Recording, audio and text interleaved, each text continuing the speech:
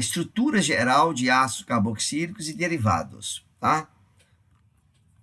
Preciso aqui agora dar um jeito de passar esse... Pronto. Falei de ácidos carboxílicos e derivados, de um modo geral. Consigo aqui pegar meu laser, tá? Falei das várias fórmulas e dei algumas informações, não todas, sobre nomenclatura, tá? Esse slide da aula passada eu já até disponibilizei. Eu tenho uns slides sobre nomenclatura mais atualizados, etc. Vou colocar no Moodle para vocês, tá? Porque o Solomons, como eu disse, ele está bem desatualizado. Dei vários exemplos sobre ácidos. São exemplos que eu tiro do meu livro, como eu disse. O Solomons pega outros exemplos e cada um desses compostos tem uma história, uma função obtida a partir de uma fonte. Então, esse é um capítulo que é bastante diverso do ponto de vista estrutural e do ponto de vista de nomenclatura. Mas do ponto de vista de reação, que nós veremos hoje, é muito simples, tá? E quando eu digo simples é porque é bastante simples. Deixa eu saltar, então, para o ponto que eu deveria pegar. Deixa eu só saltar rapidamente para o ponto que eu devo pegar. Pronto, que é aqui. Do ponto de vista de propriedades físicas, o que eu comento com vocês é algo que nós já até, de certa forma, comentamos quando falamos de infravermelho. Os ácidos carboxílicos, eles fazem ligação de hidrogênio. E nessa representação que aqui está, você observa que ao fazer duas ligações de hidrogênios, você tem aqui o equivalente, olha, 1, 2, 3, 4, 5, 6, 7, 8. Parece que é um anel de 8, né? Mas, na verdade, essas ligações, essas duas ligações se formam. Essas ligações são tão fortes que tem como consequência, tá? Aquela banda muito larga na região do infravermelho, que vai de 2.500 a 3.500. Isso era uma consequência dessa ligação de hidrogênio forte, tá? O estiramento de OH no infravermelho, ele vai de 2.500, tá? Até aproximadamente, vou botar aqui, 3.300 centímetros menos 1. Ou seja, você tem essa ligação OH com força muito variada, tá? Uma das métodos que era utilizado para se determinar a massa molar de um composto era a densidade do composto na fase do vapor. Se você pega o ácido acético, e eu fiz isso, eu fui professor de físico-química muitos anos atrás, tá certo? E essa é uma prática que a gente fazia, inclusive, quando eu era professor de físico-química, em 1985. Isso antes de eu fazer meu doutorado, fiz um mestrado na área de físico-química, e depois nunca mais eu trabalhei com isso. Mas, quando eu pegava isso de cá, determinava a massa molar do ácido acético é 60, tá? Mas quando você determina pela densidade da vapor, você encontra praticamente o dobro, porque no vapor ela fica assim, tá? A consequência também da presença do grupo carboxila é que é um grupo muito polar. Então, esse grupo faz ligação de hidrogênio. Ocorre que, quando você tem, assim como no caso de álcoois, quando você tem um ácido carboxílico, esta parte aqui é polar, tá? Então, isso aqui vai fazer ligação de hidrogênio com a água, desse jeito, vai fazer ligação de hidrogênio com a água, desse jeito. Então, essa parte solubiliza em água, mas o grupo R, esse grupo aqui, se for só carbono e hidrogênio, é um grupo apolar. Então, a solubilidade de um ácido carboxílico, ela vai depender do tamanho da cadeia carbônica aqui. Então, o ácido carboxílico igual ao acético, que só tem 2 carbonos, totalmente solúvel em água. Agora, se você aumenta o número de carbonos, a solubilidade vai diminuindo. Assim como no caso de álcoois, no caso de cetonas, de aldeídos, e dos outros compostos todos, tá? Então, do ponto de vista das propriedades físicas, a temperatura de fusão e de ebulição também aumenta com a massa molar, claro, tá? Agora, uma propriedade importante dos ácidos carboxílicos é a acidez do ácido, tá? Então, a acidez do ácido, ela é medida pelo pKa. Aqui está o valor do Ka, tá? O pKa é igual a menos o log do Ka, tá certo? Aqui eu não sei se eu poderei fazer uma enquete com vocês, eu estou aqui sem saber, eu acho que não tinha enquete aqui nesse Google Meet, mas vamos lá. O que ocorre? Quanto maior o Ka, mais ácido é o composto. Então, aqui nessa tabela, vocês veem várias das coisas que eu falei. Temperatura de ebulição. A temperatura de fusão, ela não varia muito regularmente com o tamanho da cadeia, não. Tá? Não é muito regularmente, aqui menos 35, menos 3, menos 8, 17, 13, 31, porque depende do empacotamento no estado sólido, que depende do número de átomos de carbono, tá? Mas a temperatura de ebulição, esta aumenta constantemente com o aumento da massa molar. Essa não tem dúvida. 101, 118, 141, 64, 87, 205, vai embora, tá? A solubilidade, você observa que esse composto com 4 carbonos é totalmente miscível, tá? Esse infinito, isso aqui é o símbolo de infinito, quer dizer que é infinitamente solúvel, ou seja, miscível. Quando você passa um carbono a mais, 5 átomos de carbono, o ácido pentanóico, solubilidade é 5 gramas por 100 gramas. Tá? E a solubilidade já vai diminuindo. Olha aqui, 5, 1, 0,2, 0,07, vai embora, diminui. E a acidez? A acidez do ácido, eu vou representar aqui, só recordando, porque esse assunto que eu penso que vocês devem dominar, tá? Que vocês devem dominar em função de ser um assunto até de química geral, né? Mas vamos lá. Você tem o ácido quando é formado, e quando ele ioniza, forma a base conjugada e aqui o próton. Obviamente que o próton vai estar solvatado. Se você põe isso dentro d'água, esse próton estará solvatado. Mas vou deixar assim para simplificar. Então, ocorre o seguinte, que a base conjugada, quanto mais estável for a base conjugada, implica que mais forte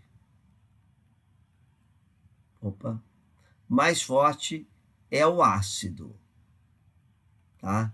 Então, esse conceito de ácido e base conjugado é um conceito importante. Nós estamos já aí no final da Orgânica 2. Embora esse capítulo apareça aqui, final de Orgânica 2, eu penso que vocês tenham domínio sobre isso. Tá? Eu vou dar só um exemplo aqui. Quando você tem o ácido fórmico, que é o primeiro, HCOOH, o Ka dele é 1,77 vezes 10 a menos 4. 1,77 vezes 10 a menos 4. Isso aqui é o Ka. Quando você pega agora o CH3, quando você pega o CH3, tá?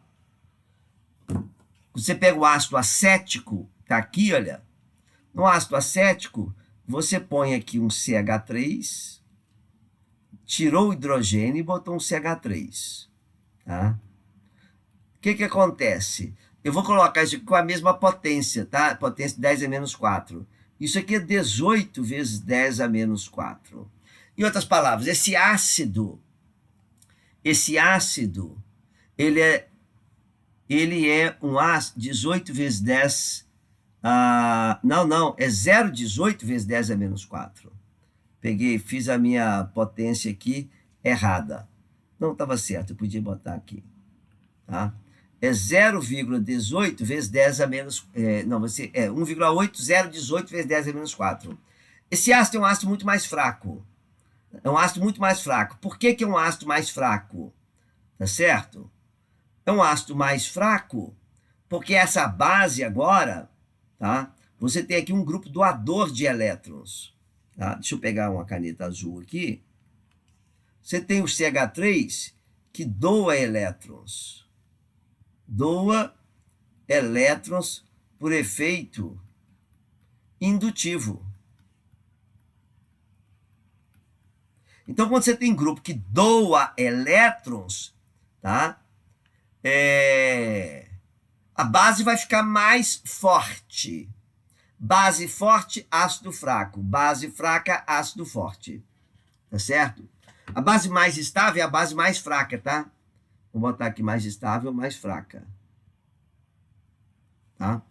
Então, quando na medida que você vai aqui botando grupos que doam mais elétrons, esse ácido vai ficando mais fraco. Se você pega aqui agora, põe aqui um cloro e liga aqui, faz o cloro acético. O cloro acético, ele tem aqui um grupo que retira elétrons. Então, ele é mais forte que o acético. Mais forte. Então, você tem todos esses grupos, quando estabilizam a base, retiram elétrons, torna a base mais fraca, o ácido fica mais forte. Tá?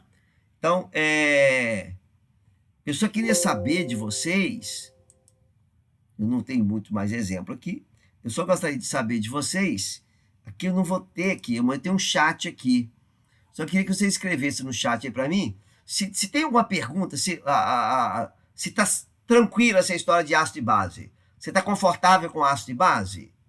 Precisa de eu falar mais, de explicar alguma coisa?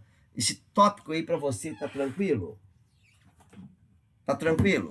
Porque eu não sei quanto que vocês estudaram disso.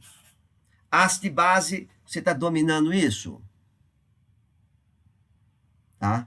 Porque esse é um tópico importante. Tá? Tópico importante. Tá? Bom, então eu vou ouvir vocês.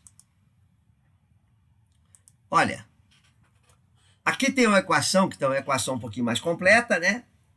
Esse aqui você tem o equilíbrio mostrado. Esse equilíbrio, a seta não é igual. A seta não é igual. Ela vai estar mais para um lado, mais para o outro, dependendo da natureza do grupo R. Então, aqui, deixa ela igual do jeito que está.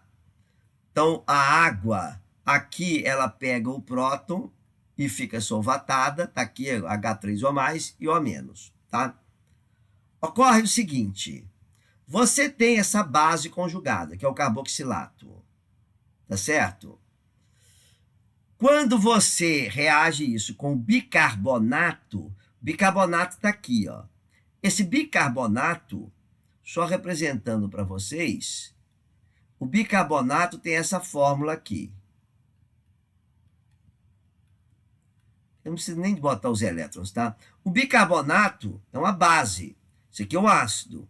Quando ele pega o próton, você tem a base conjugada e você tem o ácido carbônico. Você tem o ácido carbônico sendo formado. O ácido carbônico, tá? É um ácido mais fraco do que o benzoico. O benzoato é uma base mais fraca do que o bicarbonato. Então, essa reação acontece toda para cá, ainda tem um detalhe. Isso daqui se decompõe em CO2 mais água, o CO2 é gasoso, vai embora, e a reação é irreversível. Irreversível. Tá? Nem tem como ser reversível, porque o ácido carbônico, assim que é formado, se decompõe em CO2 mais água. Quando você reage com hidróxido de sódio é uma base mais forte do que o acetato, então a reação também é irreversível. Se você põe excesso de hidróxido de sódio, você terá todo o ácido sendo formado, convertido no acetato. Tá?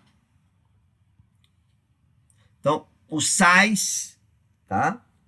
Aqui eu escrevi, né? Os ácidos são mais fortes do que álcoois e do que fenóis. Nós já vimos acidez de fenóis. Fenol tem uma característica de ser ácido, os ácidos carboxílicos são mais fortes do que os fenóis, tá? Aqui é uma outra tabela, mas aqui agora, aquela que eu tinha mostrado para vocês, lembra que eu falei que se eu ponho um cloro, ele fica mais forte? Aqui tem um cloro. Aqui tem um cloro, ó. Aqui tem um cloro, ó. Tá? Quando você põe um cloro, ela passa de 1,8 vezes 10 a menos 5, deixa eu botar na mesma potência de 10 aqui, para 140 vezes 10 a menos 5. Você passa de 1,8 para 140. Ou seja, de 2 para 140 é 70 vezes mais ácido. Um átomo de cloro aqui torna o ácido 70 vezes, mais ou menos, mais forte. Por quê? Porque a base conjugada do ácido acético é esta. É esta. Isso aqui é estabilizado por ressonância. Tudo bem. A base conjugada do cloro acético é esta. Não vou botar os elétrons, não. Também estabilizado por ressonância, mas tem um efeito adicional. Por quê? Porque o cloro retira elétrons do CH2, que retira da carboxila, tornando esta base mais fraca. Então, o ácido é mais forte. E quando você põe 2 átomos de cloro, quando você tem 2 átomos de cloro, vamos pegar 3 átomos de cloro. 3 átomos de cloro, olha o que acontece com a base conjugada. A base conjugada agora, isso aqui é estabilizado por ressonância, é igual. Mas eu tenho esse grupo enorme aqui, 3 átomos de cloro, e retirando muito elétron. O que acontece com 3 átomos de cloro? O que você vai ter aqui, olha? 10 a menos 1 para 10 a menos 5, né? Então, 2,2, 10 a menos 1, 10 a menos 2, 10 a menos 3, 10 a menos 4, 10 a menos 5, vezes 10 a menos 5. Isso aqui dá 22.000 dividido por 2, vai dar 11.000, né? 11.000 vezes mais forte. É muita. Você percebe essa questão? Tá? Então, essa é uma coisa que deve ser compreendida. Tá? Bom, deixa eu. Vou fazer um exercício para vocês. Tá até aqui um slide em branco que eu deixei. Deixei um slide em branco. Eu vou pedir que você resolva isso aqui para mim, sem olhar a tabela, sem nada. Tá? Sem olhar a tabela. Eu vou colocar aqui 3 ácidos carboxílicos. Parecidos, né? Eu vou colocar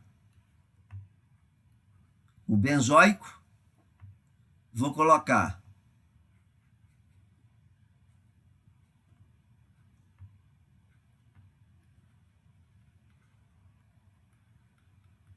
o parametilbenzoico. Vou colocar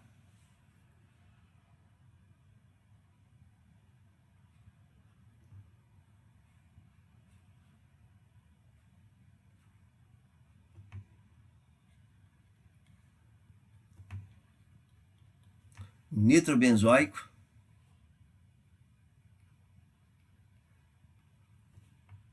E vou colocar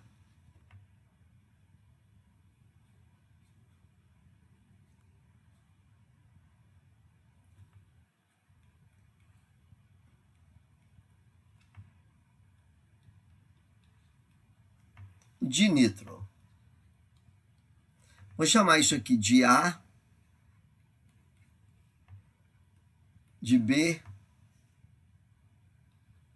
de C e de D. Tá? Eu quero que você coloque para mim em ordem crescente de acidez. O menos ácido para o mais ácido.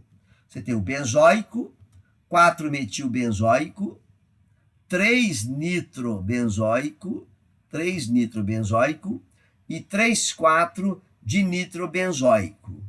Benzoico é A, parametilbenzoico ou 4-metilbenzoico é B, metanitro ou 3-nitrobenzoico é D e 3,4-dinitrobenzoico é C. Ponha para mim aqui a ordem, por favor. Vou dar um tempinho.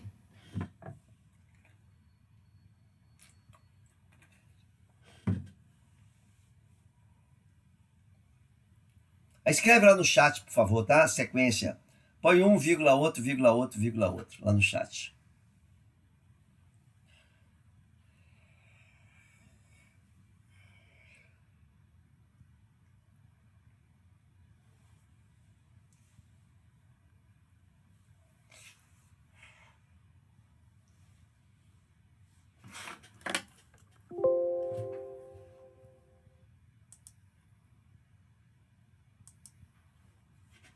Ah, já tem algumas respostas lá. Bad C, bad C. Beleza, tem 2 respostas aí. Tem mais respostas, gente? Vamos ver lá. Como é que você vai fazer esse negócio? Eu não sei se eu tô sendo... É chato esse trem, você tá vendo? Sumiu aqui o meu... Perdi aqui o meu apontador, ó. Que coisa. Tá. Vamos lá então. Aqui. Você tem o benzoico que só tem hidrogênio. Então, vou botar o benzoico aqui. O benzoico só tem hidrogênio. Tá? Você tem... Teria que botar aqui. Tá? Eu não entendo essa porcaria. Opções de cor. Você tem este daqui, o B... Cadê aqui? Você tem o B, que tem um grupo que doa elétron. Esse de cá tem um grupo que retira elétrons. Esse tem 2 grupos que retiram elétrons. Então, quem doa elétrons é mais fraco do que o benzoico. Então, de fato, você tem... Onde que está aqui a caneta que eu não estou enxergando? Cadê a caneta? Está aqui. Então, você tem o A, que é mais forte do que o B. Aí, os 2 que têm grupo retirador de elétrons, eles são mais fortes. E o que tem 2, então, a resposta correta é essa mesma, D e C. A resposta é isso mesmo, BADC, tá? Tá correto. BADC, BADC. Pergunta... Alguma pergunta? Tem 8 presentes, eu tenho 4 respostas. Quem não respondeu, compreendeu isso? Sim, beleza. Tá? Vou para diante, então. Então, essa questão de ácido de base é fundamental. Vamos para o próximo tópico. O próximo tópico é o seguinte. Eu falei lá atrás que você tem vários derivados de ácido carboxílico. Então, dependendo da natureza do L, do grupo L aqui, olha, você vai ter um derivado diferente. Você tem um derivado que tem cloro. Esse de cá não apareceu na minha tabela, não, tá? Mas esse aqui é um parente do éster. Ele é chamado tioéster, porque tem um enxofre aqui. Então, observa que você tem, em cada caso aqui, olha, um grupo diferente. Um grupo diferente. Ó. Tá vendo? Esses grupos aqui são os grupos L. Quem que é o L? Quem que é o L? O L pode ser um Cl, pode ser um SR, pode ser um O, C-O, R, pode ser um OR, pode ser um NHR. Esses são os Ls. Tá certo? Agora, ou o nucleófilo. Se você trata um derivado de ácido com um nucleófilo, não necessariamente negativo. Eu poderia ter um nucleófilo neutro, HNU. Tá? Mas eu representei aqui o negativo. O que vai acontecer? Esse nucleófilo pode atacar este carbono e o grupo L sai. Depois eu mostro o detalhe do mecanismo. Porque quando ele ataca esse carbono, eu até mostro aqui de uma vez, ele faz igualzinho acontece com o aldeído de cetona. vai dar esse intermediário aqui, o R, o C, o O menos, o L e o NU. Vai formar esse intermediário, igualzinho no caso de aldeído e cetona. Ocorre que, no caso de aldeído e cetona, essa ligação aqui, o L naquele caso, é hidrogênio ao carbono, que não abandona. Neste caso, esse L pode abandonar, esse par de elétrons vem e o L sai. E daí você tem um produto aqui, tá certo? Agora, esse L não pode atacar aqui, isso vir para cá, formar esse intermediário, sair o NU e a reação voltar? Não pode acontecer isso? Depende. Depende. Por que que depende? Depende que você sempre, essa reação ela vai estar na direção, tá? Ela vai estar na direção do composto mais reativo, formando sempre o menos reativo, tá? Bom, mas como é que eu sei quem é mais reativo, quem é menos reativo? Aqui está a ordem de reatividade.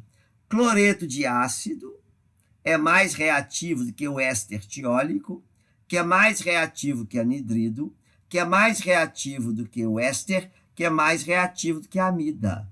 Então, essa é a ordem decrescente de reatividade. O que que significa essa ordem? Significa que se você tiver um cloreto de ácido,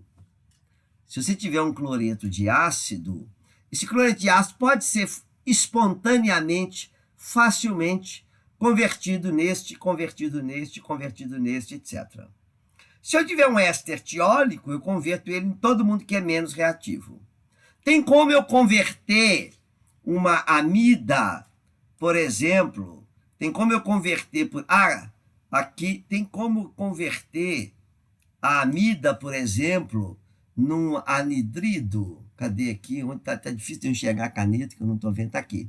Tem como converter a amida no anidrido?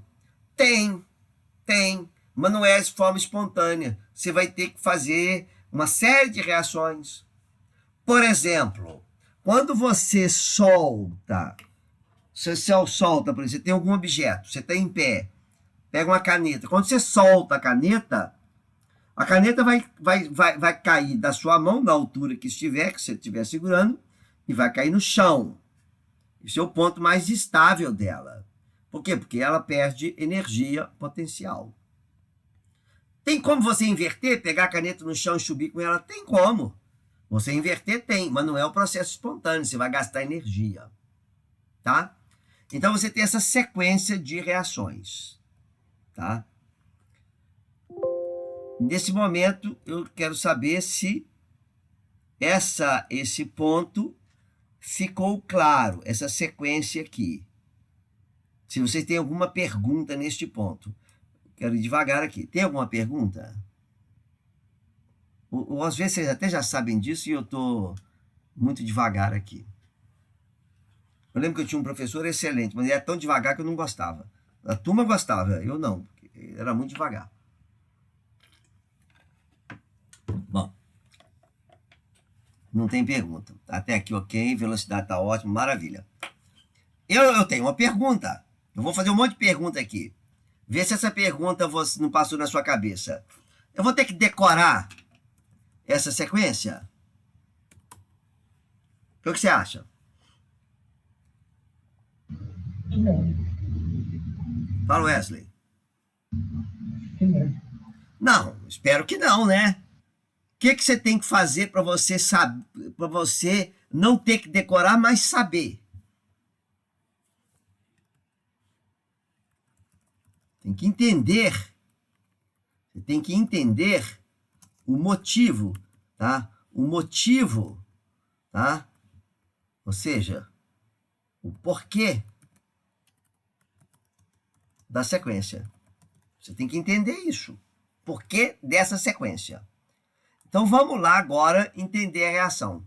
Tem alguma coisa que está faltando nessa sequência aqui? Que você sentiu que está faltando? Tem o éster tiólico, que eu não tinha ele antes. Mas ele aparece aqui. Tá certo? Tá faltando alguma coisa aqui? Você sente falta de alguém?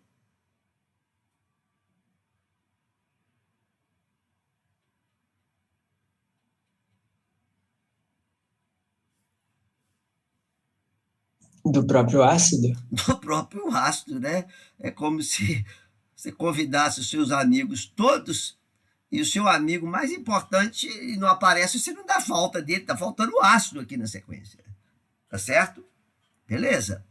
Por que eu não botei o ácido aqui? Porque o ácido é que vai originar tudo, tá? Mas o ácido vai aparecer depois nas reações. Eu posso converter o ácido em qualquer um deles aqui também. O ácido, esses são todos derivados de ácido. Então, o ácido vai ser convertido em vários deles aqui, eu vou mostrar como, tá? Agora, qual que é o motivo desse negócio? Quando você tem a reação, deixa eu copiar essa reação aqui, para eu manter no próximo slide, porque, caramba, deixa eu colar isso daqui, deixa eu apagar isso daqui, porque eu preciso botar essa aqui, ó. A reação está aqui em cima. Eu quero que você fique com essa reação aqui. Quais são os fatores que afetam a reatividade? Então está aqui a reação só para você lembrar. Só para você lembrar o nucleófilo. E vai atacar e vai sair o L.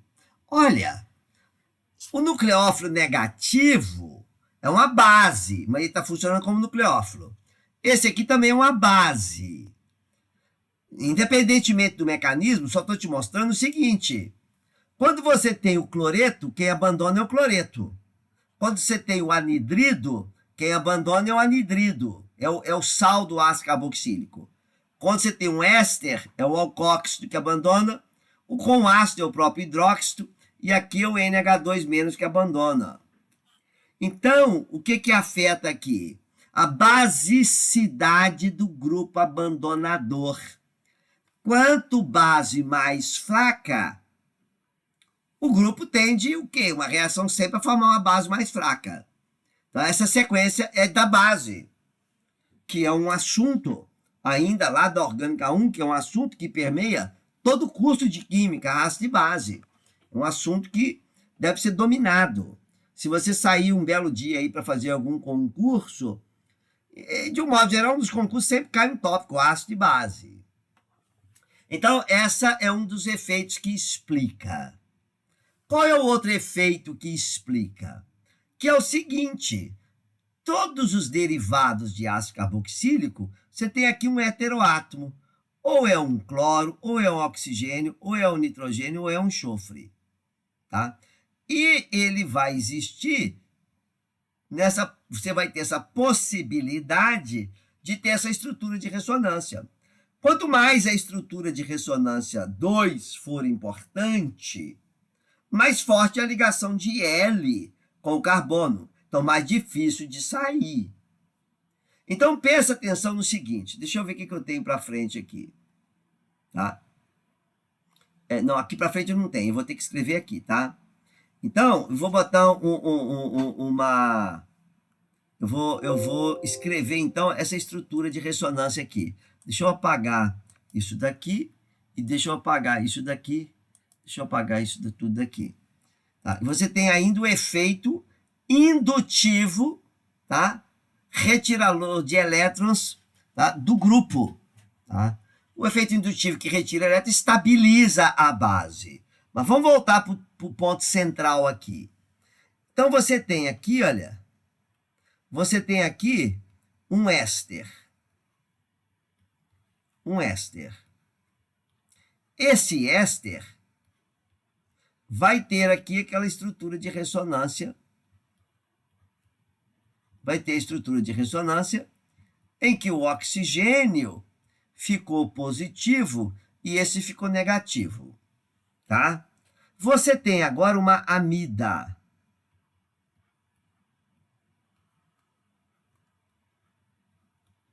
Você tem uma amida. O nitrogênio também vai fazer aqui uma estrutura de ressonância, dando essa forma. Dando essa forma. Observa. Qual das duas formas contribui mais para o híbrido de ressonância? Digamos, vou inventar aqui, que essa fórmula 2, ela deu uma contribuição de 10%. Só inventando o número.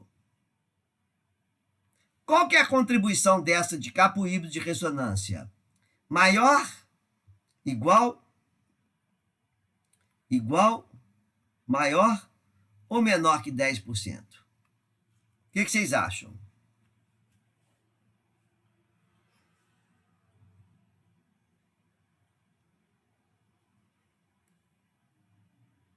O que vocês acham? Maior? Maior que 10%. Por quê? Maior que 10%. Quer dizer, se for 10%, vai ser maior que 10%. Ou seja, essa estrutura aqui, ela é mais importante para o híbrido de ressonância da amida do que essa do éster. Então é mais difícil quebrar essa ligação do que no caso de éster. Também está de acordo com aquela sequência. Por que ela é maior, hein? Você que me respondeu aí. Então, meu palpite é o seguinte: é mais fácil para o nitrogênio estabilizar a carga positiva do que o oxigênio. Isso não é um palpite, é uma explicação correta. Muito mais que um palpite. Você larga de ser modesto. Você está sendo modesto. Você tá me lembrando quando eu estava no exército. O sargento fazia uma pergunta e eu sempre falava, olha, eu não tenho bem certeza não, mas eu acho que é assim. Eu sabia como é que era, né? Eu acertava todas, é claro. Você está sendo modesto e é isso mesmo. O nitrogênio é menos eletronegativo que o oxigênio. Então, o oxigênio, ele retira mais elétrons e ele estabiliza melhor essa carga negativa aqui. Ah, mas o oxigênio aqui ficou positivo. Tá, você tem um oxigênio retirando um oxigênio, causando uma situação em que ele vai ficar positivo. Aqui você tem um oxigênio que é mais eletronegativo que o nitrogênio, e o nitrogênio suporta melhor, porque ele está doando carga para quem é mais forte que ele, mais eletronegativo. Tá certo? Então você tem isso de cá. Agora eu pergunto. Agora tem um outro efeito aqui. Tá bom. O nitrogênio, qual que é a eletronegatividade dele, hein? Vamos pegar a eletronegatividade dele. Deixa eu ver aqui agora. A eletronegatividade do nitrogênio é 3,04. A do cloro é 3,16. Não é muito diferente não, né? O nitrogênio é 3,04, o oxigênio é 3,44. E o cloro, vamos pegar o enxofre aqui, 2,58. Beleza. Vou pegar o enxofre. Eletronegatividade, tá? Deixa eu anotar aqui. Eletronegatividade. Oxigênio, enxofre, nitrogênio, cloro. Deixa eu anotar para vocês aqui. Tá? 3,44, 2,58, 3,04 e 3,16. 3,16 é bem perto de 3,04. Tá bom? Agora eu vou fazer outra pergunta. Olha, o nitrogênio é bem menor que o oxigênio, então essa forma predomina. Opa, aquela coisinha apareceu aqui agora. Vocês me expliquem depois, tá? Por que isso acontece? Quando você tem um éster tiólico,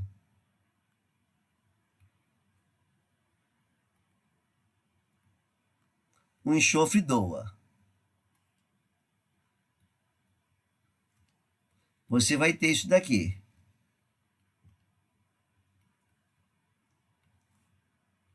ou menos. O enxofre suporta melhor que a carga positiva do que o nitrogênio ou não? O que você acha? Suporta. Claro. Mas por que o enxofre... Aqui não entrou nessa minha lista o enxofre, né? Porque aqui está falando daquelas questões lá, eu esqueci de botar o enxofre aqui.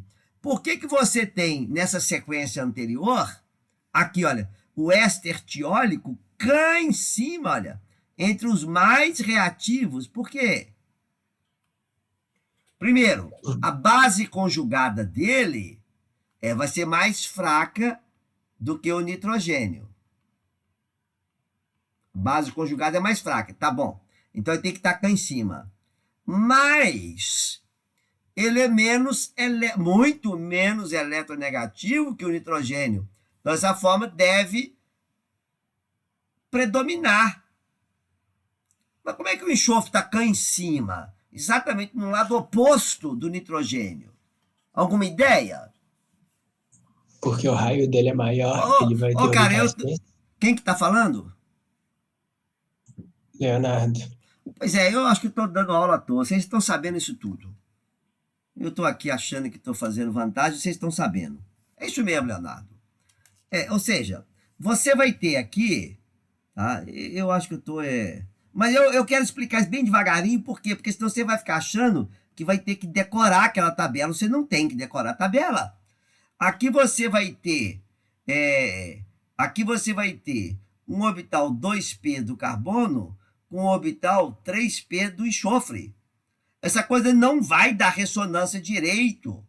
Então, essa contribuição aqui, embora o oxigênio, o enxofre pode suportar bem uma carga positiva, mas essa contribuição vai ser pequena. Por quê? Porque você está sobrepondo um orbital pequeno com um orbital de raio muito maior. Isso não combina bem. Então, essa contribuição dessa ligação dupla é pouca. Por isso é que o enxofre está cá na ponta. Por isso é que o cloro está aqui na ponta. A situação do cloro é a mesma. A situação do cloro é a mesma. Se você fizer essa estrutura de ressonância, você teria essa situação dessa ligação dupla com o cloro, tá certo? Mas essa ligação dupla com o cloro, e aqui você tem o 2p com o 3p. É a mesma situação, por isso que o cloro está na extremidade, tá? Bom, eu acho que a explicação está por aqui. Bom, quem se apresentou para responder entendeu bem. Eu só gostaria de saber dos demais, que tem mais 8 pessoas. Só responde para mim um sim aí. Você entendeu essas nuances todas da ordem de reatividade? O porquê? Responde para mim, por favor. Senão eu volto e explico. Mas quem se pronunciou aqui deu a explicação corretíssima, tá? É o mesmo motivo quando você tem, numa substituição eletrofílica aromática, o cloro. Ele é desativante, mas orienta a horta e para. Ele é desativante, por que ele é desativante? Ele é mais eletronegativo, retira do anel como um todo. Mas doa um pouco para a posição horta e para com elétron não ligante. Situação parecida, tá? Agora vamos lá. Então, agora nós já sabemos isso daqui. Vamos passar agora para o mecanismo geral. Esse meu slide está bem fraquinho, mas alguém me responde aí, está conseguindo enxergar? Alguém só me responde, por favor. Tá dando para enxergar sim. Tá bom. Para mim que tô no computador, sim. Aí, o que acontece? Aqui eu estou representando o nucleófilo que não é negativo. Como que seria isso? O par de elétrons ataca, a ligação π se quebra. Isso aqui é reversível. Aí você tem o nitrogênio positivo e o oxigênio negativo. Aqui agora você vai ter, claro, uma sequência de eventos em que o próton se desliga daqui, pode se ligar aqui, pode se ligar lá em cima. O próton vai se desligar e ligar. Eu representei simplificadamente o próton saindo daqui e indo para cá, e agora o par de elétrons voltando e saindo LH. Isso é uma representação bem simplificada mas que permite entender. Você pode representar isso de uma forma mais completa, tá? Eu vou pegar esse outro slide. Vou pegar esse outro slide, então, tá? E vou só mostrar para você aqui. Então. Vou representar alguns, o cloreto de ácido, o anidrido, o éster e a amida, tá? Se você tem uma cetona, só chamando a atenção, aqui você tem um carbono. Isso não vai abandonar. Hidreto não vai abandonar. Ah, mas não vai nunca. Não, mentira. Tem situação que esse hidreto ele abandona como hidreto. Pode acontecer? Pode. Pode acontecer desse R sair? Pode. Rearranjo de Baeyer-Villiger. Mas numa substituição nucleofílica, como eu estou mostrando, não. São reações com mecanismos distintos, tá bom? Quando você tem esse Z, e esse Z são esses grupos cá de cima de vermelho. Aí pode ser um bom abandonador, levando em conta esses efeitos da força da base que sai e da estrutura de ressonância, tá? Então, o mecanismo que eu representei aqui agora, esse é o slide do Solomons, tá? Ou qualquer livro é o mesmo mecanismo. Então, você tem o ataque, forma intermediário. Aqui estou mostrando o negativo, lá eu mostrei com o neutro. Par de elétrons volta, esse Z sai. Pronto. Tá? Essa é a reação típica. Tá? Você tem a adição seguida de uma eliminação, onde o carbono acílico ele tem hibridação sp2, passa para a hibridação sp3, volta para sp2, tá? Então, naquela sequência que eu mostrei para vocês, tá aqui o cloreto de ácido, o anidrido, o éster e a amida. O éster etiólico eu não botei aqui, mas não vai caber aqui, mas já está explicada a situação dele, tá? Aqui estão os valores, tá? Dos pKa-H, né? Ou seja, isso aqui é a base. Essa base aqui, olha, é muito mais forte do que essa, do que essa, do que essa, do que essa, e etc. É aquilo que eu acabei de falar, mas aqui tem número dos valores do pK, que seria o pKa da forma hidrogenada, tá? Ou seja, o ácido com o pKa 50, ou seja, o RH tem um pKa 50, o NH3 tem um pKa 35, e vai por aí. O HCl tem um pKa menos 7. Ou seja, base mais fraca, que é mais fraca do que essa, e vai por aí. Tá? Então, nessa figura, por que eu não tinha colocado o ácido carboxílico? Porque o ácido carboxílico, você faz o quê? É uma das estratégias muito comuns. Converte o ácido carboxílico no cloreto. Está aqui o cloreto. O cloreto, como ele está no topo da reatividade, se você reage com sal de ácido carboxílico, você transforma ele num anidrido. O anidrido, se você reage com álcool, tá? O nucleófilo é esse, neutro, como eu já mostrei lá no outro mecanismo. Converte no éster. Se eu pego o éster e trato com a amida, com a amônia, eu converto numa amida. Ah, Luiz Cláudio, eu posso fazer isso aqui, olha, se eu quiser então converter um cloreto de ácido numa amida, eu tenho que fazer 1, 2, 3 reações? Eu preciso fazer 3 reações? Converter o cloreto neste. Preciso fazer isso? Essa é uma pergunta para vocês aí no chat. Eu preciso fazer essa sequência ou não? Sim ou não? Eu tenho um cloreto de ácido e eu quero converter no amida. Eu tenho que converter no anidrido, anidrido no éster, o éster na amida. Preciso ou não? Responde para mim. Não, não, claro que não. Claro que não. Basta, então, que você... Aqui está muito ruim a interação, né? Porque tá... Basta que você faça o quê? Basta que você pegue esse de cá, olha. nitrato direto com NH3. Basta que você pegue esse de cá e trate direto com ROH.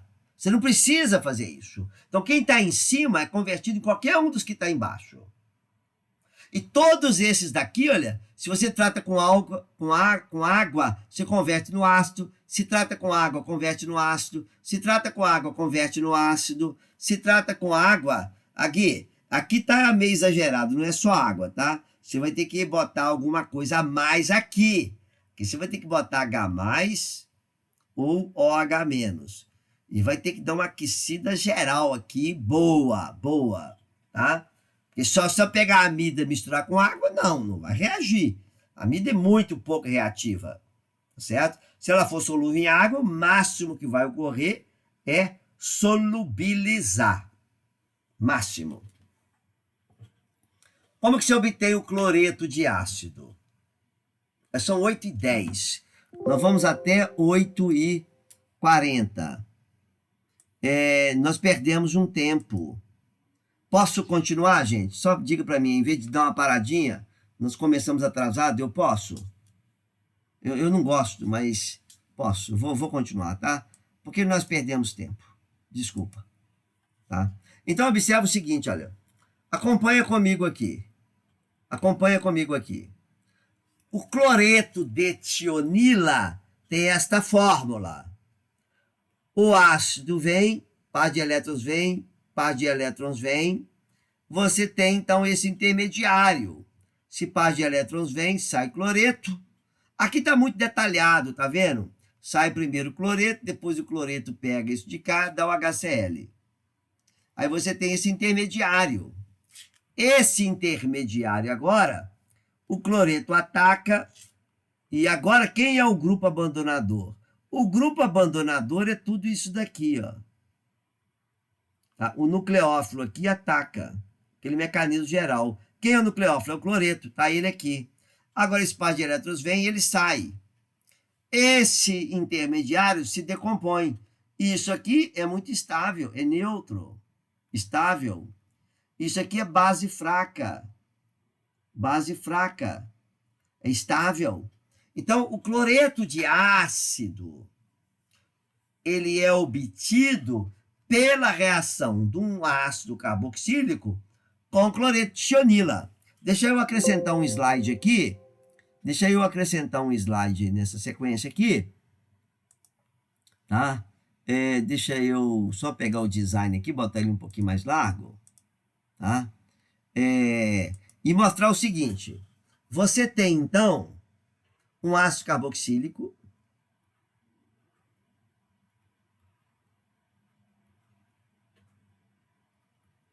Quando reage com cloreto de tionila, vai dar o cloreto de ácido, mais SO2, mais HCl. Observa o seguinte. Essa reação, ela é feita desse jeito. HCl é gasoso. Isso aqui tem que estar na ausência absoluta de água. Você vai dissolver isso num solvente orgânico, tá? E pronto. Isso aqui, então, você evapora. Você pega isso daqui agora. Você faz esse tipo de reação num balão, por exemplo. Num balão, tá? Balão de fundo redondo. Você deixa aqui um balão com nitrogênio, aqui uma torneira, tá? Você tem a atmosfera de nitrogênio. Quando a reação termina, e aqui tem o solvente, né? Digamos que o solvente seja THF, tá? Aí você vai ter o produto aqui, você vai ter o SO2 e você vai ter o HCl. O que você faz aqui? Evapora o solvente, evapora o HCl, evapora o SO2. Põe sob vácuo. Aí você vai ter o produto puro. Só que tem um detalhe. Esse aqui tem que ficar na ausência de umidade. Ausência de água, umidade do ar. Por quê? Porque se tiver água, o que a água faz? Hidrolisa isso e dá HCl. Tá certo? Então, esse reagente, isso aqui é muito reativo. Você prepara isso, todo esse tratamento é na ausência de umidade. Não me lembro se isso aí está escrito aí, deve estar escrito, tá? Agora, é só esse reagente que eu posso usar? Não. Você tem um outro reagente, que não está aqui no slide, mas eu estou acrescentando, que é esse composto aqui, ó.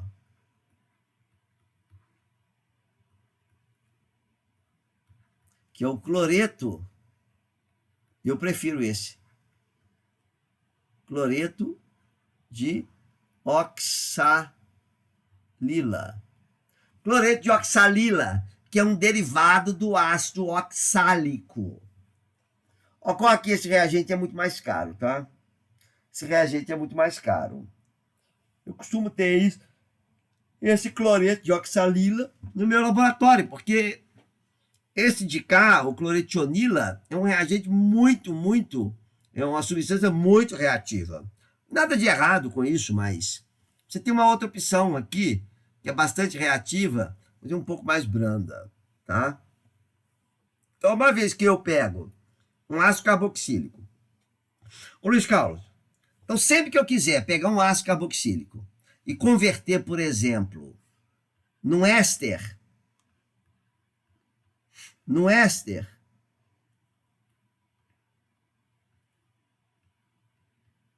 eu tenho que fazer o cloreto de ácido e cloreto de ácido aqui? Não, não precisa. Você pode reagir isso diretamente com o álcool. E daí tem uma série de reagentes que você usa para fazer isso, tá? Mas vamos falar aqui do cloreto de ácido, que é uma estratégia muito comum para você fazer derivado de ácido carboxílico, tá? Agora, o que você faz aqui? Observa aqui. Você tem o cloreto de acila. Quando você trata com metóxido de sódio, o que acontece? O metóxido ataca, forma um intermediário, o intermediário sai cloreto. Cara, mas eu preciso disso daqui? Não, você não precisa disso. Você pode usar simplesmente metanol. Só usar metanol. Porque o metanol já vai ser capaz de fazer essa reação. A diferença é que você vai ter isso aqui protonado, vai ter o HCl ao final. Se você usa metóxido, o meio está básico. Metóxido de sódio. CH3O, CH3O, Na. O que você vai ter no final? NaCl, você vai ter um sal. Se você usa metanol, você vai ter HCl. Pequena diferença, tá? Você simplesmente neutraliza ao final. Tá? Então, eu estou chamando a atenção aqui, que está representado com metóxido, mas pode ser com metanol. Suficiente. Você tem agora um éster. Essa é uma reação importante. Um éster. Deixa eu só apagar isso daqui. Tá? Você tem aqui um éster. Se você pega o éster e põe água, o abandonador vai ser isso daqui. Esse é o grupo L. Como é que funciona a reação? Aqui isso está com catálise ácida. H+ é um catálise ácida. Então, o éster é protonado, está aqui protonado, a água ataca, forma um intermediário, esse próton vai mudar de lugar, está aqui, mudou de lugar, está aqui, mudou de lugar. Parece que quando eu volto um ponto aqui, não volta, ele volta tudo. Ele muda de lugar, agora o par de elétrons sai isso de cá, e você tem o ácido. Claro, o ácido está protonado, porque você botou próton no meio. Isso vai estar protonado. Ao final, você neutraliza para ter o ácido não protonado. Tá certo? Tá? Então, quando você hidrolisa, você põe muita água no éster, essa reação é irreversível. Tá, mas presta atenção. Aqui você teve ROH. Vamos pensar o contrário. Você tem um ácido mais o álcool e meio ácido. Esse ácido aqui, olha, vai pegar e vai ser protonado. Agora o álcool ataca aqui. Forma esse protonado. Isso aqui agora vai sair esse próton daqui e vai se ligar aqui. Agora isso sai de cá e sai água. Vai dar isso aqui mais H2O. Então essa reação pode ser reversível. Mas como é que eu faço para ela ser reversível? Se eu quero jogar essa reação para o lado de cá, eu tenho que remover água. Tá? Remover água. Tá? Olha, mas o sal, o éster pode ser preparado. Tá? Cadê aqui, gente? Opa. Ou seja, no slide anterior, eu mostrei. No slide anterior, deixa eu. Eita, peraí.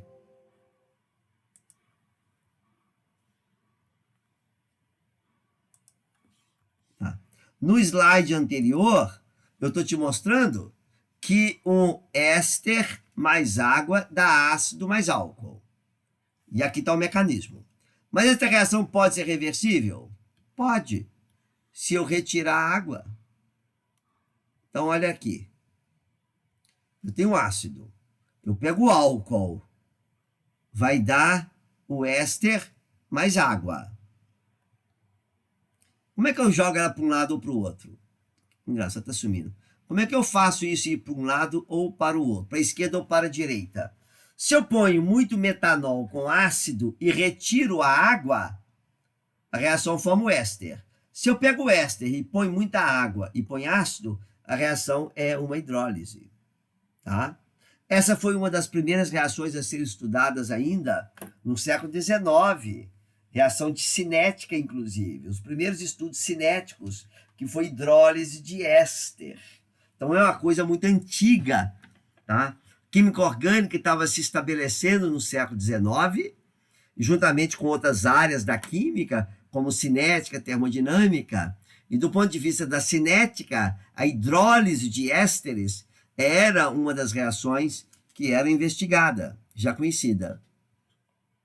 Bom, aqui tem todo o detalhamento, etapa por etapa. Não está animado, está uma figura só. Mas foca onde eu vou chamar a atenção. Não fica olhando tudo, não. Você tem o ácido. O álcool que está protonado, porque o próton não está sozinho. Nunca que o próton estará sozinho. Nunca. O próton ou está ligado no álcool ou está ligado no ácido. Está ligado em alguém. Então, esse próton pode passar, então, se ligar no ácido. O ácido está aqui. Tá? Você tem a protonação da carbonila. Com isso, esse eletrófilo é o eletrófilo mais forte, porque está positivo. O álcool, que é um nucleófilo fraco. De certa forma, é um nucleófilo fraco. Mas a carbonila está positiva, esse carbono está positivo. Aí você tem esse intermediário com o carbono tetraédrico. É claro, aquele slide que eu mostrei o próton saindo daqui e passando para a água. Mas aqui vamos fazer por partes. Outra molécula de álcool vem e pega o próton. Isso tudo em equilíbrio. Essa troca de prótons é sempre um equilíbrio. Agora, esse OH agora pega o próton. Ou, em outras palavras, o próton sai daqui e passa para cá. Ó. Por esse caminho de trocando entre moléculas. A água agora é eliminada, perde água. Caramba, tá aqui. Estou entendendo o que aconteceu aqui não. A água é eliminada, tá aqui a perda de água, tudo equilíbrio, porque a água tá aqui, ó. Deixa eu botar aqui, a água deu aqui mais H2O. Se a água ataca aqui, você vai para lá. Se você retira a água, não tem como voltar. Aí pronto, o metanol pega o próton, está aqui o éster. Então, essa reação de equilíbrio ácido mais o álcool, dando o éster, mais água, mais H2O, catalisada por ácido, ela vai para a esquerda ou para a direita, dependendo do controle que você faz com a água. Se você pega um éster e põe água, você hidrolisa. Se você põe um ácido, mistura com álcool e retira a água, você forma o éster, tá? Essa mesma situação acontece quando você faz a hidrólise em meio básico. Mesma situação, tá? Tudo que eu estou falando aqui vai acontecer em meio ácido e meio básico, com as suas nuances. Se você tem uma base e você trata essa hidróxido com éster, forma intermediária, que sai o alcóxido. O alcóxido, então, que é uma base mais forte do que o sal de ácido carboxílico, pega o próton. Você tem o sal do ácido carboxílico. Claro, para você ter o ácido carboxílico, você trata com hidróxido e depois, no final, você tem que protonar o sal. Então, você precisa botar um pouco de ácido ao final. Você não vai ter ácido carboxílico. Isso é um erro comum que acontece, que aparece muito em livro, em prova, em artigo, qualquer um erro comum. O sujeito quer hidrolisar para obter o ácido, ele põe aqui hidróxido de sódio. E escreve o ácido. Não. Se você escrever o hidróxido de sódio, você vai ter o sal. O sal. Para você ter o ácido, você tem que pegar e protonar. Ao final da reação, uma vez que a hidrólise já ocorreu, você protona. Perguntas até aqui? Alguma pergunta?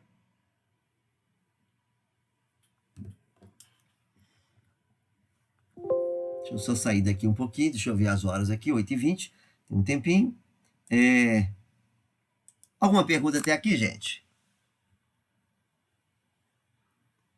Ou seja, se você hidrolisa o ácido em meio ácido, o éster em meio ácido, você termina com sal, com ácido. Se você hidrolisa o éster em meio básico, você termina com sal do éster. O sal do éster é só protonar. Faço uma pergunta, então. Se eu quero obter o ácido, por que eu vou fazer uma hidrólise em meio básico? Por que eu não faço de uma vez uma hidrólise em meio ácido? O que vocês acham?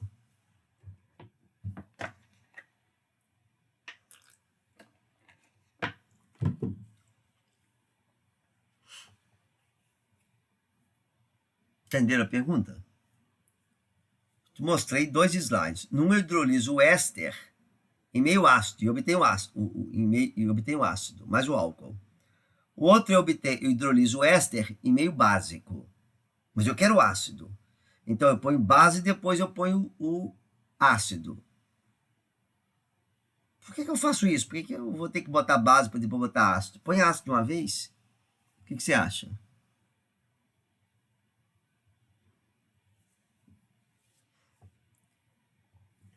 Bom, eventualmente você pode querer o sal. Então você vai ter que usar base. Eventualmente, a hidrólise em meio básico é mais rápida, mais fácil. Então você hidrolisa em meio básico e depois se acidifica. Então isso depende das condições, você vai ter que investigar, tá? Não tem contradição, não tem nada, tá? Simplesmente você pode ter o interesse pelas duas coisas, tá? Então, observa bem aqui, esse é um caso em que você tem interesse na hidrólise em meio básico.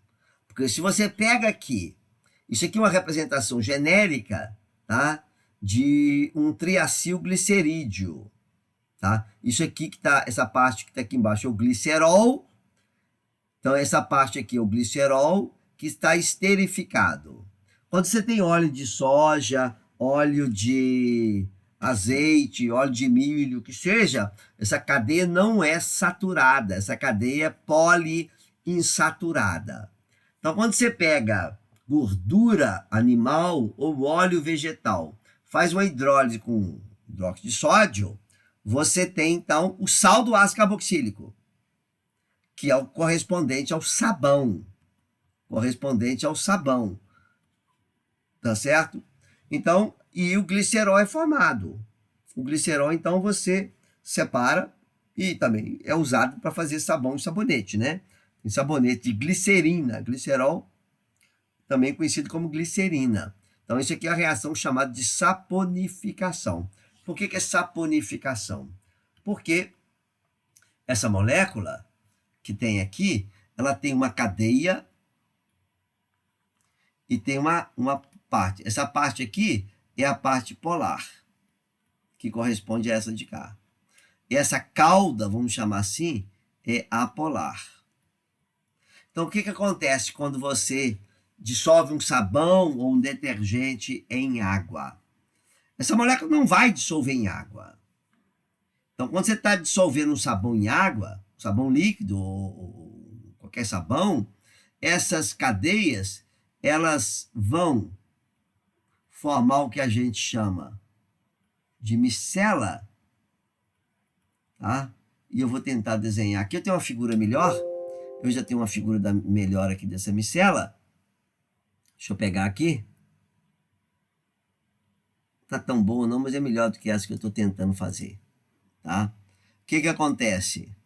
Essa aqui no caso, é uma cadeia bem longa, tá? Que é a parte lipofílica e a parte hidrofílica. Então, o que ocorre é que essas moléculas se agrupam, a parte lipofílica é o mesmo que hidrofóbica, ou seja, odeia água. Então, elas se juntam e formam o que nós chamamos de micela com a superfície carregada. Então, o sabão se dissolve em água, porque as moléculas se agrupam no formato de formando micelas. Essas micelas, elas não são estruturas rígidas, são estruturas dinâmicas. A molécula entra e sai da micela, num processo dinâmico. Micela tem vários formatos. Quando você cai, por exemplo, uma gordura numa blusa e você vai lavar, a água não dissolve a gordura, mas a água dissolve o sabão, por conta da micela. Como essa micela ela é formada, existe num processo dinâmico, vai indo, essa gordura acaba se dissolvendo na parte hidrofóbica. E a gordura, então, passa para o interior da micela. Tem toda uma termodinâmica envolvida nisso. Se alguns de vocês, um belo dia, se resolverem dedicar a vida de vocês ao estudo desses tipos de substâncias, a pessoa passa a vida descobrindo, estudando a físico-química, estudando os processos dinâmicos. Não é a minha especialidade, tá? Não tenho capacidade e conhecimento nessa área, mas tem amigo especialista, e a gente conversa, eu vejo os trabalhos na área. E com isso, a gordura agora está no interior da micela. Quando você joga a água, a micela inteira vai embora com a água, levando a gordura. Esse é o processo, tá, que funciona aí os sabões. Tá? E o sabão é feito usando aí essa metodologia de hidrólise básica. Agora aqui um outro exemplo. Você tem uma lactona. Eu falei desse tipo de molécula, que é um éster cíclico. Isso é uma lactona. Uma lactona, ela pode ser hidrolisada pelo mesmo mecanismo. Base, ácido aqui, ó. Base ataca, tá mais simples aqui agora, tá? Mais fácil de entender. Par de elétrons vem, par de elétrons volta. O próton aqui, você troca o próton. Ao final, você acidifica e você tem um hidroxiácido. É possível eu converter isso daqui na lactona de novo? É sim. Basta que você ponha aqui um pouco de base, tá? E dê uma aquecida. Isso aqui pode ser que ele faça isso de volta. Ah, mas ele pode reagir com o outro, polimerizar? Pode. Aí você vai ter, para você fazer essa coisa vive sumindo. Para você, eventualmente, converter este naquela lactona, eventualmente, se você tentar só botar o ácido, pode ser que o álcool de um reaja com o ácido de outro e você forma um dímero. Pode acontecer. Tá? Mas a hidrólise não, a hidrólise é tranquila. Esse é um outro esquema que agora eu comento aquilo que eu tinha falado antes. O cloreto de ácido pode ser convertido na amida, o anidrido pode ser convertido na amida, e esse de aqui pode ser convertido na amida. Que coisa que tá... E esse aqui pode... O éster também pode ser convertido na amida. Todos que estão abaixo podem ser convertidos na amida. Exemplo. Isso é repetitivo, tá? Você põe amônia. Amônia vai, ataca aqui. Há dois equivalentes. E por que dois equivalentes, hein? Pelo seguinte, deixa eu mostrar por que dois equivalentes. Você tem isso daqui. Cloreto. Quando você tem um equivalente de amônia, a princípio, você vai ter o quê? Isto, NH2 mais HCl. Opa! Presta atenção aqui. Se você tiver um mol deste,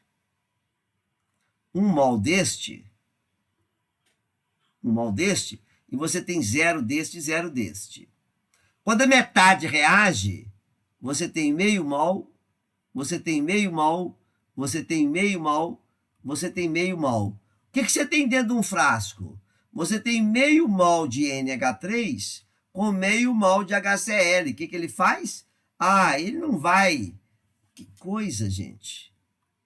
Esse daqui vai reagir e vai dar o quê? NH4Cl. Então, essa reação de cloreto de ácido para fazer amida, você tem que ter o excesso da base. Vocês estão vendo que está escrito dois equivalentes aqui, né? Eu já perguntei, acho que para vocês falaram que não aprenderam essa história de equivalente. Eu não vou dar aula de história da química aqui agora, mas isso é um termo que surgiu na época que não se conhecia, não se sabia os valores de massa atômica, de nada disso. Então, se usava equivalente. E eu também já mostrei para vocês numa aula que a gente continua usando. Tá? Eu acho que não, né? Eu acho que não. Então, observa que você tem aqui o mecanismo, está sendo colocado uma amina. A amina ataca, forma o par, sai o cloreto. O nitrogênio ficou positivo. A outra amina nem espera formar aqui o HCl aqui. Não espera. Ela já vem, já pega o próton e já fica protonada. Então, para formar a amida, você precisa de uma e você precisa de dois equivalentes. Agora, se a sua amina for preciosa, cara, você não vai jogar ela fora, né? Então, você usa um equivalente, uma amina terciária barata, só para capturar o próton. Só para capturar esse próton, tá? Então, aqui está dois equivalentes, aqui também está dois equivalentes, mas você precisa de dois equivalentes da base. Quando a amina é cara, você usa a sua amina e uma outra amina terciária para fazer esse papel, tá? Nós estamos chegando ao fim, tem uns 4 minutos, tá? Aqui só para falar da hidrólise.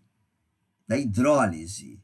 Pode acontecer a hidrólise? Pode. Mas aqui, olha, aquecimento, tá? Essa hidrólise meio básico pode? Pode. Cheguei a fazer uma hidrólise, eu tinha pego num livro uma hidrólise da piperina. Mostrei a fórmula da piperina, que é uma amida, para obter o ácido pipérico. O livro dizia, põe hidróxido de sódio e deixa na geladeira. Não, não funciona. Foi 1 semana sob refluxo para hidrolisar. Porque hidrolisar a amida é difícil. Hidrolisa, mas é difícil, tá? Como eu falei. Aqui está toda a sequência de novo. É a mesma repetição, não vou repetir para vocês. Tá? Aqui está a hidrólise meio básico. Olha, quando você faz isso, você estaria eliminando, tá, uma base mais fraca, que seria o NH2, né? Muito pior. Muito pior. Mas, de qualquer maneira, essa reação acontece. O mecanismo é sempre o mesmo. O nucleófilo ataca, forma um intermediário. Agora que está pegando este próton daqui, e agora duplamente negativo, sai isso de cá. Só que estaria saindo o NH2, né? Porque não tem como protonar isso daqui. Ele vai ser protonado na medida que ele vai saindo e pega o próton da água. É uma reação mais difícil, demanda calor, demanda refluxo. Tá? Agora, só para terminar, deixa eu ver se tem esse mecanismo aqui. Tem esse mecanismo, tá? Lembra que eu falei que a nitrila... Por que a nitrila está junta? A nitrila está junta porque nitrila, ao ser hidrolisada, dá uma amida. E a amida, ao ser hidrolisada, dá o ácido. Por isso que a nitrila está aqui. Como que a nitrila é hidrolisada? Esse aqui é o mecanismo. A nitrila é protonada. Pronto, agora o nitrogênio está positivo. Pronto, agora esse carbono pode sofrer um ataque. Ao sofrer um ataque, você vai ter a formação desse intermediário aqui, ó. Perde o próton. Olha isso daqui. Isso daqui agora pega outro próton. Pronto. O que você tem? Você tem a amida. Olha aqui. Basicamente, você tem a amida. Então, a nitrila está no mesmo estado de oxidação, no mesmo estado de oxidação da amida. Tá? É só uma hidrólise. Por isso que ela está junto com o ácido carboxílico. Por quê? Porque ela é convertida na amida e a amida no ácido. E o ácido você pode converter na amida e a amida você pode voltar para a nitrila. Basta desidratar. Porque para a amida ser convertida, para a nitrila ser convertida na amida, coisa não aparece aqui. Para a nitrila ser convertida na amida, o que você fez? Adicionou água. A água está aqui, adicionou. Então, como é que eu converto a amida em nitrila? Eu retiro água. Tem como fazer isso, tá?